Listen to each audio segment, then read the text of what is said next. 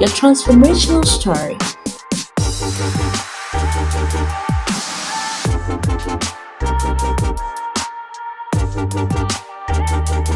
The Youth Chat Room, Singles Hub, Campus Light, Marriage Corner, our culture and heritage. Right here on the PV Show Moments of Truth. Don't miss it. Hello and welcome to another episode of the PV Show's Moments of Truth right here on YouTube this and every Sunday.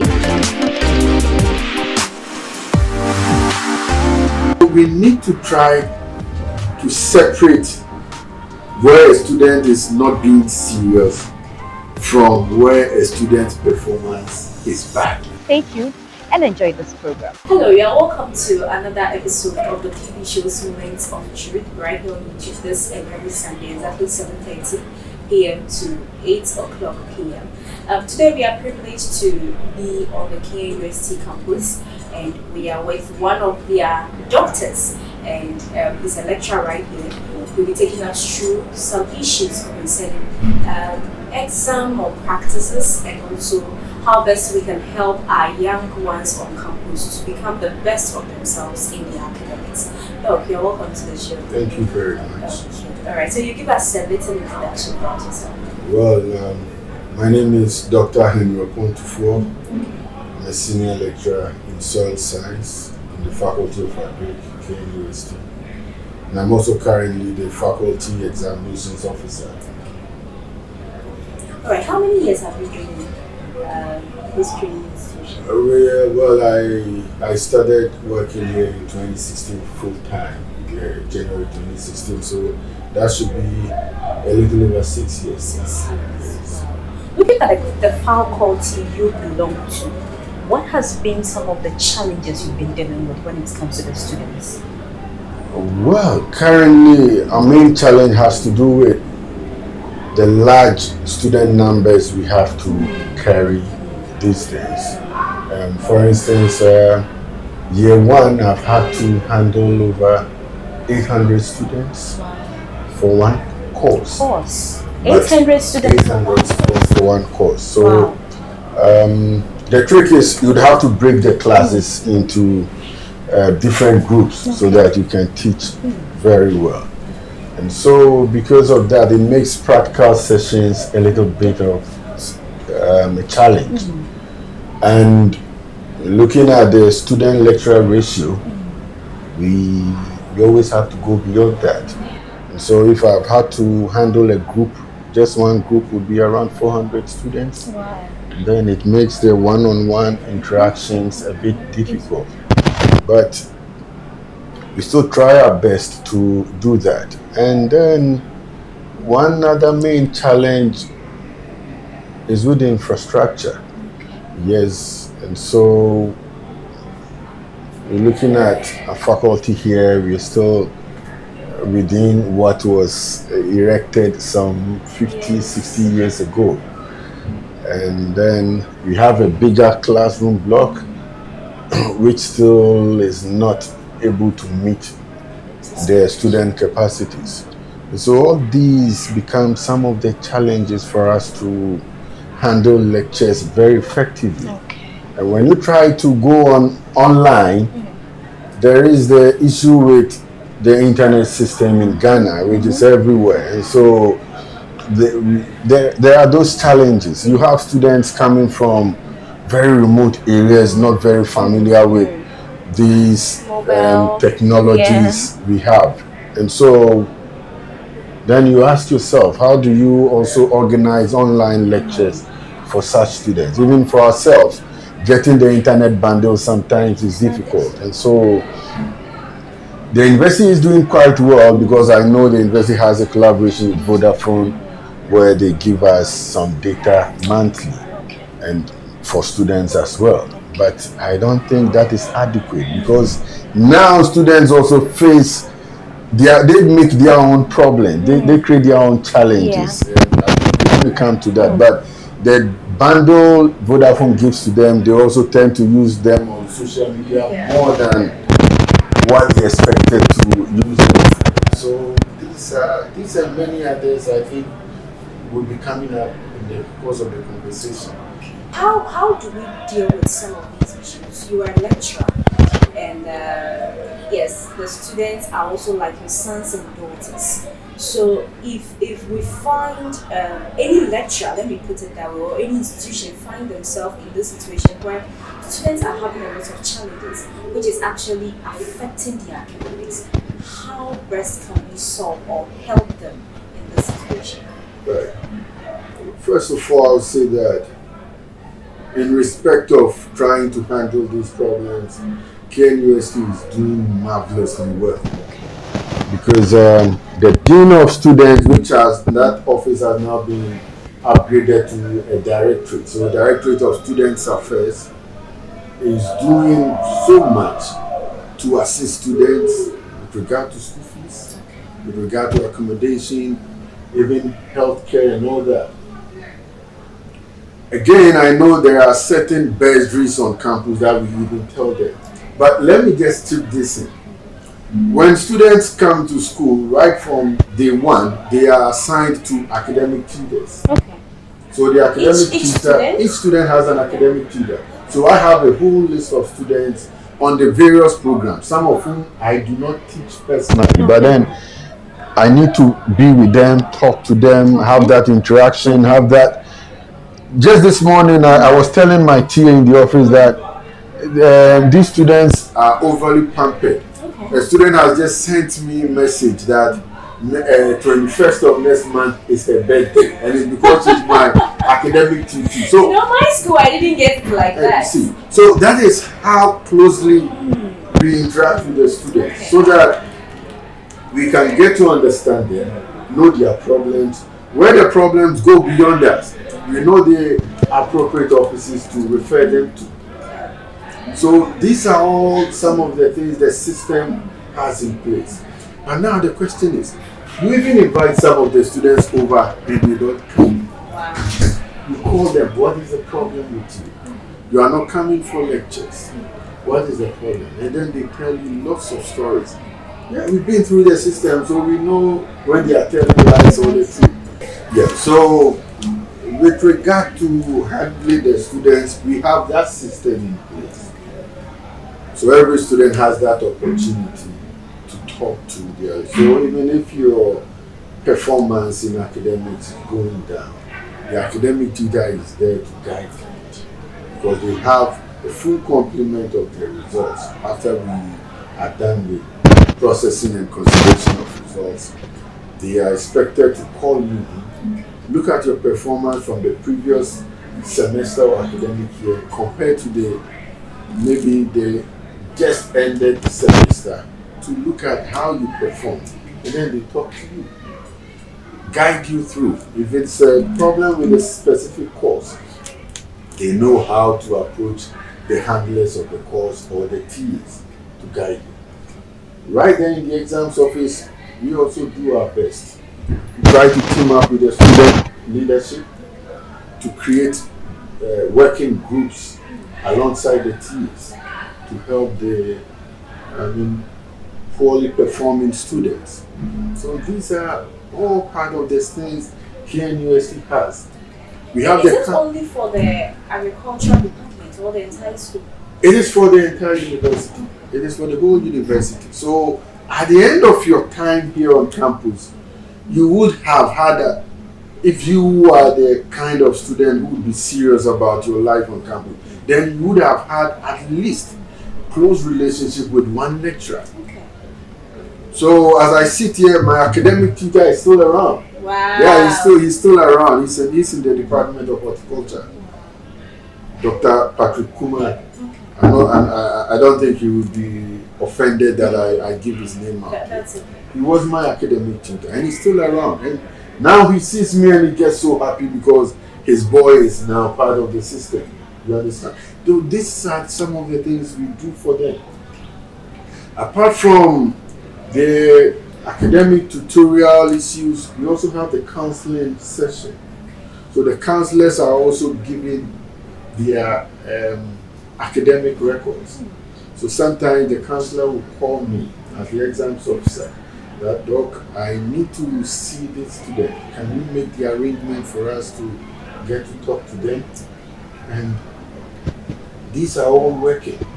So I would say that for those students who are ready to chance on these opportunities, we are always there for them. But now you don't really understand them, and you don't know what they want to do or what you have to do for them. But as I said, the whole KNUST management, I am not trying to speak for the public relations office, but I know that the whole KNUST management is doing very well to help students come up with their best. Yes. Thank you very much. But before we leave, we want to find out about exam malpractices. Have you had, over the past years, have you been dealing with some of these issues? And if yes, how do you think we can help our students? Yeah.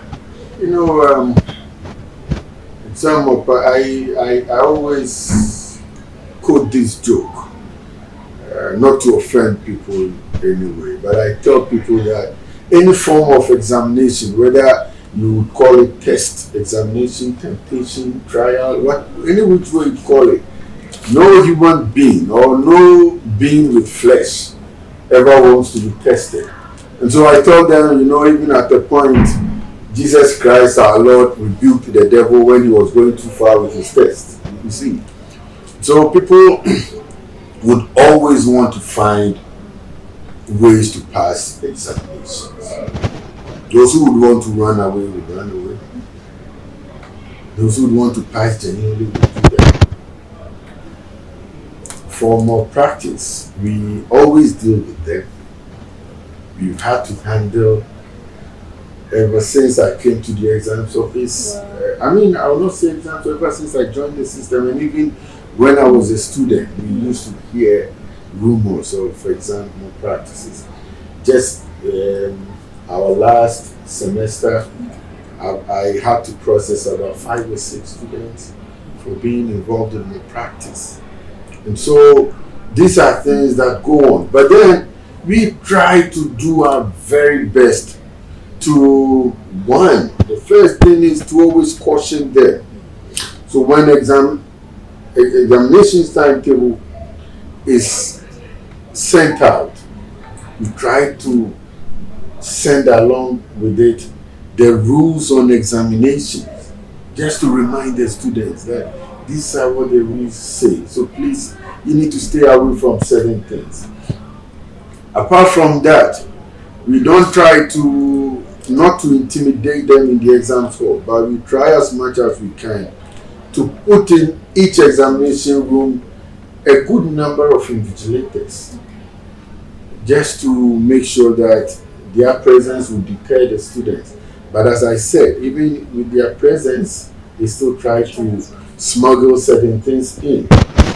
So now I have heard that, through the vines, that management is trying to consider installing cameras. But then the question I ask myself, and what I tell students all the time, is examinations should be seen as self-assessment. I have come to teach you. You are only reproducing what I came to teach.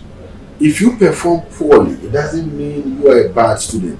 I may not have used the right means to teach.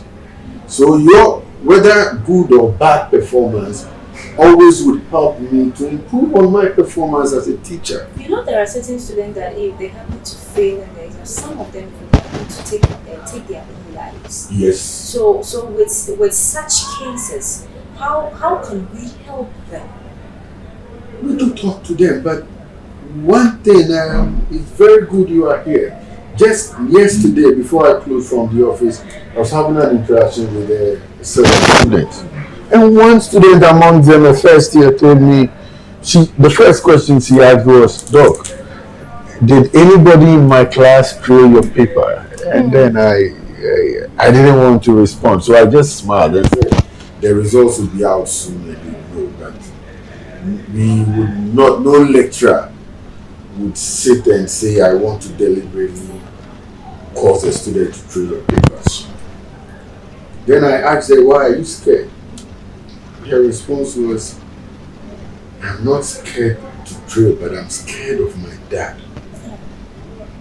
My dad doesn't accept failure. I said, training in the paper doesn't make you a failure.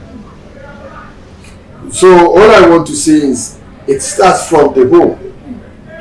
We need to make our words understand that there are ups and downs in life. Passing and failing in an examination has lots of meanings. I always tell students, I might not have taught you well, or your preparation was inadequate. That does not make you a poor student.